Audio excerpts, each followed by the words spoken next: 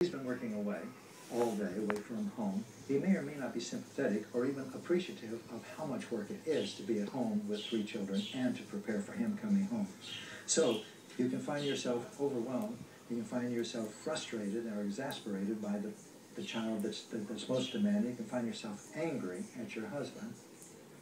What do?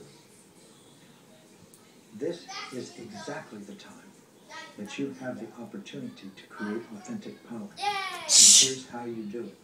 First of all, instead of acting, whatever the impulse is, to tell the child, Tommy, be quiet, or you're going to go to your room for 6 months, or telling your husband, whatever you tell him.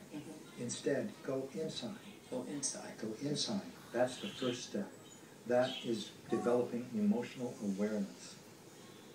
The second step, and once you can do this, you put yourself in a very powerful position.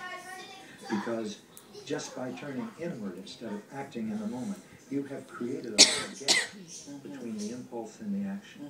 And into that space, you can inject consciousness. Into that space, you can do something you couldn't have done before. Choose consciously. Yeah. You can decide, I am going to say this to my husband. He's insensitive and I'm sick and tired of him being sensitive. Or I'm not. Or I'm going instead to act from the most loving part of my personality that I can reach for in that moment. I hear. And it may be that the most loving part of your personality you can reach for is just not to say anything.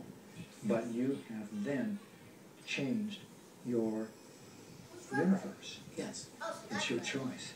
And you make the choice every time you choose an intention. When you choose an intention of love instead of an intention of fear. And that is the spiritual journey. That is the spiritual journey.